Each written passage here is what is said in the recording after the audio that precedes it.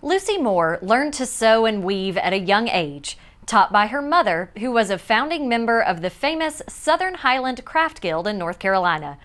Lucy now lives in Anniston, Alabama, where she's carrying on the family crafting tradition.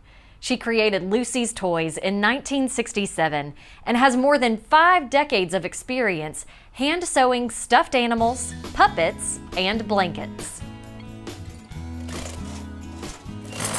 Teddy bears are kings of the stuffed animal kingdom, which makes them pretty easy to find on retail shelves.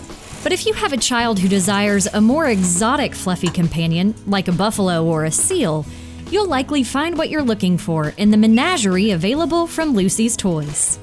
You can get aardvarks and you can get zebras and anything in between. If I don't have it, I'll make it for you. I do a lot of that, a lot of special orders when people can't find what they want. If I don't make it, I'll cut a pattern and make it. Created and owned by 85-year-old Lucy Moore, Lucy's Toys offers stuffed animals, puppets, and faux fur blankets.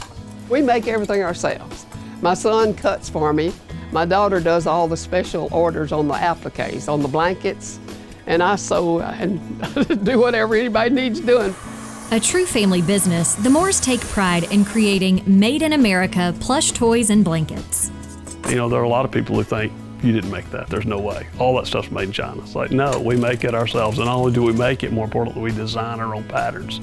So everything we have is unique to us. While they offer their products through their website, most of their sales come from craft festivals.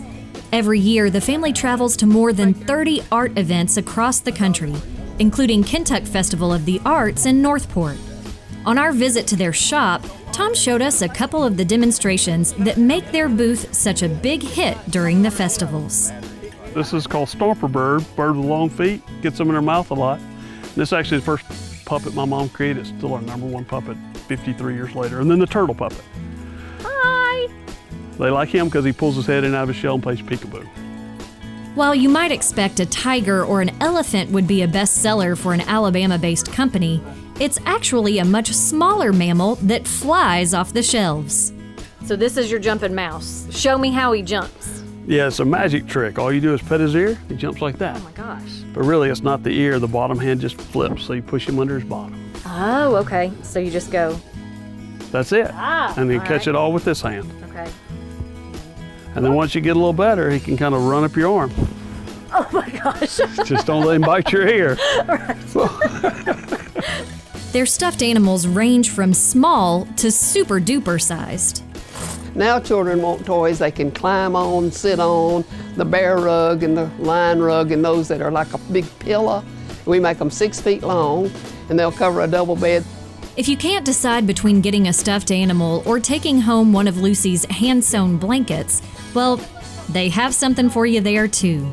The first one I ever did was a kangaroo with a baby in the pouch, and I did that one just trying to think of something different. But we put anything. Now, originally I just made them solid or patchwork, but now it's kind of a big thing to get a picture of your dog put on there, or your cat, or your horse. The horse is the #1 seller, but the unicorn's about to catch up. Little girls love their unicorn. While stuffed animals may seem elementary because of their appeal to children, it requires advanced skills and crafting knowledge to take a new idea from concept to finished creature. What I like most about the business really is the fact that you get all of that whole scope of creative thought, manufacturing thought, because it is a manufacturing process. You got to figure out, how do I put this turtle puppet together? And that's probably the best illustration on the puppet. It's like a Mobius strip. You sew something inside out and it's a tube inside a tube, and my mom's amazing at that. And there must be something about creating toys that in turn creates so much joy that helps keep Lucy young at heart. I'm 85 and I feel great. I have a lot of energy. Hope to continue to. Lucy's toys and blankets are easy to clean and will last for generations. For a small fee, she'll even launder and restuff animals that need a little extra care. Go to lucystoys.com to see all their products or to find a schedule of their upcoming art festivals.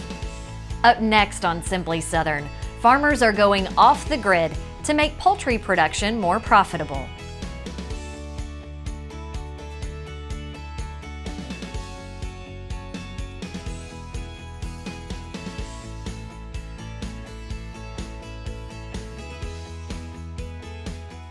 Wear long pants, long sleeve shirts, and closed-toed shoes. Don't be ticked.